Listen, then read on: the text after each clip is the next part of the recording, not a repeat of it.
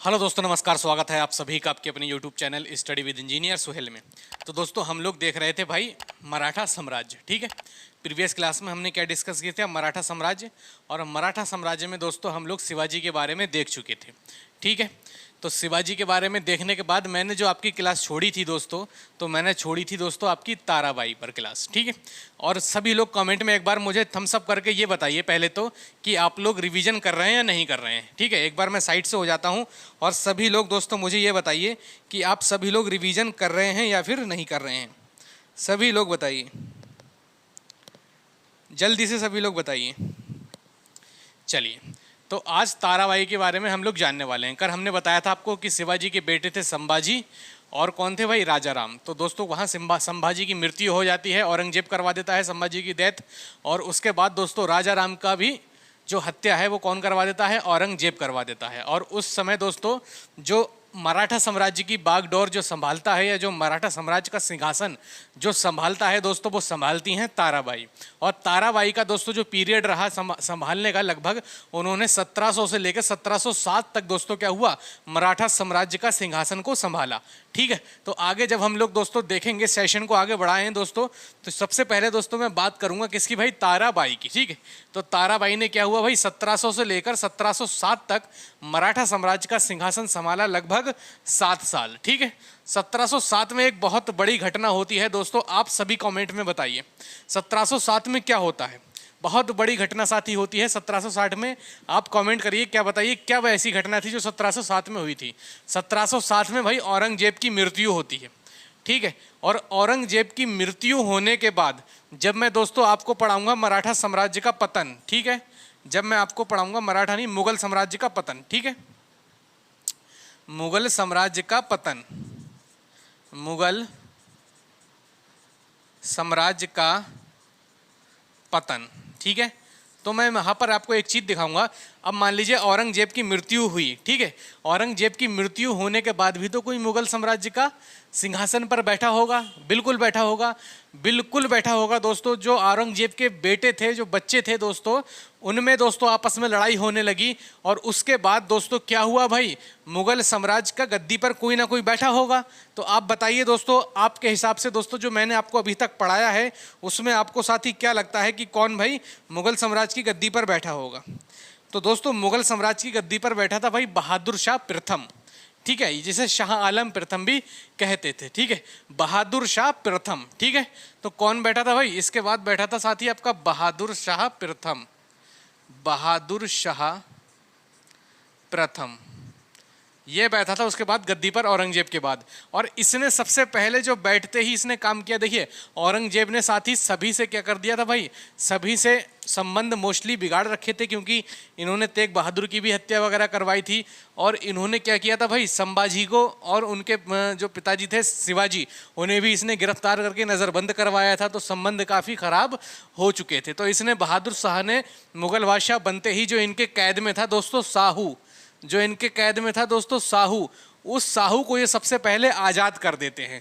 उस साहू को जब ये आज़ाद करते हैं तो साहू सीधा कहाँ जाता है भाई? साहू तो मराठाओं का होता है, और साहू सीधा जाता है भाई मराठा साम्राज्य। और मराठा साम्राज्य में उस टाइम शासन कौन कर रही होती है भाई? ताराबाई। अब क्या होती है भाई? ताराबाई और साहू की क्या होती है भाई? लड़ाई होती है।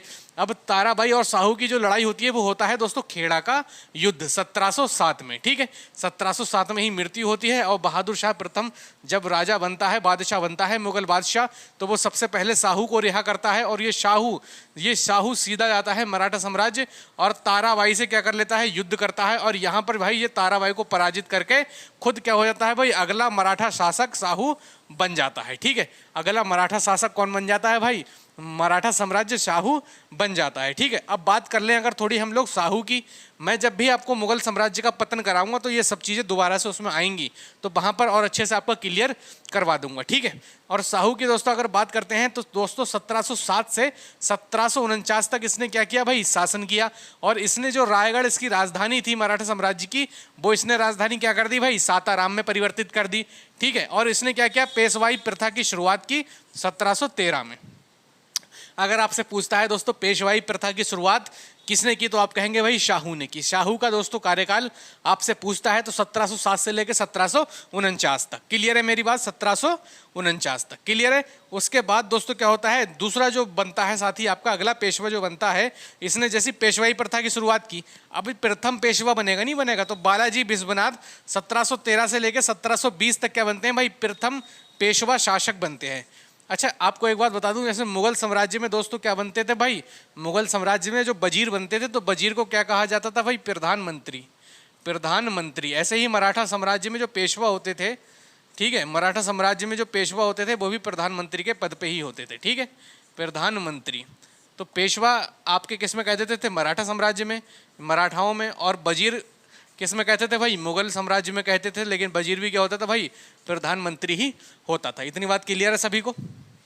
चलिए फिर क्या है भाई, बालाजी बिस्वनाथ 1713 से लेकर 1720 प्रथम पेशवा शासक बनते हैं जे। और ये क्या करते हैं भाई, सैयद बंधुओं की मदद से फारूक शेर को मरवाने की कोशिश करते हैं। फारूक शेर को मरवाने की ये कोशिश करते हैं, फारूक शेर को मरवाने की कोशिश करते हैं किसके भाई, सैयद बंधुओं की मदद से। मैं पूरा इसको दोस्तों ब्रीफ तरीके से समझाऊंगा, थोड़ा पेशेंस बनाए रखें। जब मैंने अभी तक दोस्तों आपकी ज़बरदस्त तरीके से क्लासेस कराई हैं तो आगे भी कराऊंगा, आपको यकीन हो गया होगा इस बात का, ठीक है, बीच में छोड़ने वाला मैं आपको नहीं हूँ। लेकिन ये चीज़ मुझे यहाँ कराना अभी ज़रूरी थी, इसलिए दोस्तों मुझे अपने तरीके से आप पढ़ाने दीजिए, मैं अपने तरीके से पढ़ाऊँगा तो आपको ज़्यादा ठीक लगेगा, ठीक है। तो क्या है भाई, सैयद बंधुओं की मदद से इनने फारूक शेर को क्या करवाया भाई, इन्होंने फारूक शेर को मरवाया, ठीक है, फारूक शेर को मरवाया। और 1719 में दिल्ली की संधि होती है और 1720 में क्या हो जाती है भाई, इसकी मृत्यु हो जाती है, ठीक है, 1720 में इसकी मृत्यु हो जाती है। उसके बाद दोस्तों क्या होते हैं, बाजीराव प्रथम, ठीक है, जिनका कार्यकाल था भाई 1720 से लेकर 1740। ये क्या करते हैं भाई, ये मराठों के ये महान पेशवा कहलाए। आपसे पूछे मराठों के महान पेशवा कौन थे भाई, तो बाजीराव प्रथम थे। और यहीं पर क्या होता है भाई, पालखेड़ा का युद्ध होता है 1728 से 29 में। और यहीं पर दोस्तों एक होता है बाजीराव वर्सेस निजाम उल हक, ठीक है। और यहाँ पर दोस्तों जो जीतता है वो जीतता है आपका बाजीराव। और इसकी मृत्यु दोस्तों कब होती है, 1740 में होती है बाजीराव की, ठीक है। जितनी इंपॉर्टेंट चीज़ें हैं वो सब लिखी हैं। देखिए बाजीराव प्रथम का जो पीरियड रहा 1720 से 1740 तक रहा भाई, और मराठों का ये महान पेशवा कहलाता था। यहीं पर पालखेड़ा का युद्ध होता है 1728 से 29। और यहीं पर एक दोस्तों युद्ध छिड़ता है बाजीराव वर्सेस निजामुल मुल्क के बीच में, जिसमें विजयी होती है बाजीराव की। और ये दोस्तों निजामुल मुल्क का दोस्तों जितनी भी धन दौलत होती है सब ये लूट लेता है। इसकी मृत्यु 1740 में हो जाती है। उसके बाद दोस्तों जो नेक्स्ट आता है वो आता है भाई बालाजी बाजीराव। ये 1740 से लेकर 1761 तक दोस्तों क्या बनता है, शासन बनता है। और अगला पेशवा भी दोस्तों बनता है नाना साहब पेशवा नाम से, ठीक है, नाना साहब पेशवा नाम से अगला शासक बनता है, ठीक है।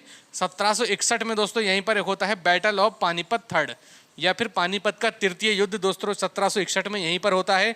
किस किस के बीच में भाई, अहमद शाह अब्दाली वर्सेस मराठास के बीच में। और यहाँ पर दोस्तों मराठास की बहुत बुरी हार होती है, इतिहास में ऐसे ही लिखा है, ठीक है।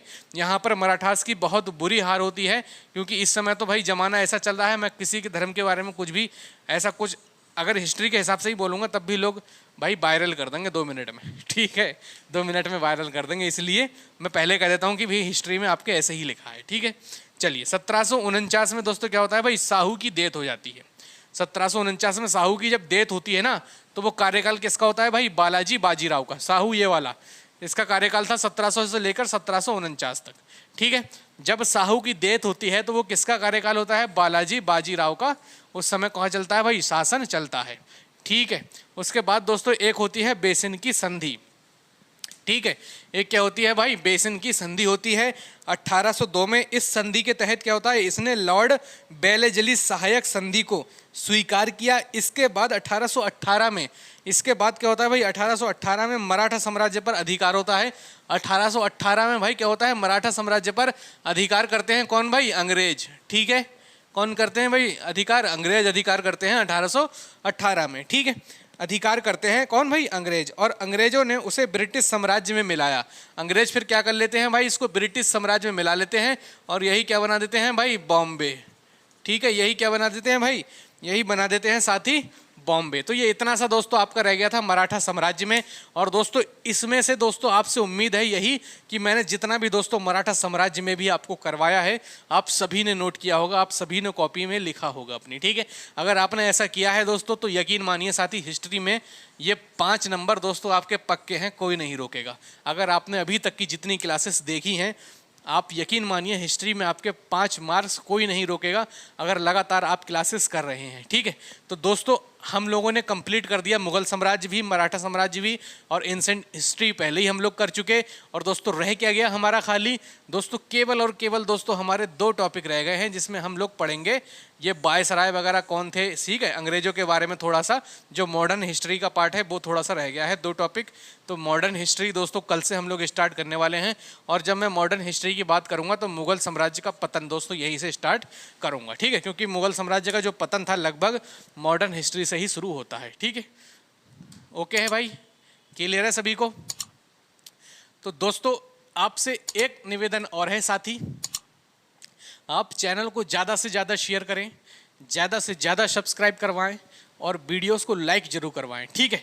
तो दोस्तों मराठा साम्राज्य कंप्लीट है, किसी ने वीडियोस नहीं देखी हैं तो जाकर देखिए, बहुत सारी वीडियोस हैं, प्लेलिस्ट बना रखी है, उसमें पूरी हिस्ट्री आपकी कंप्लीट करवा दी है, ठीक है।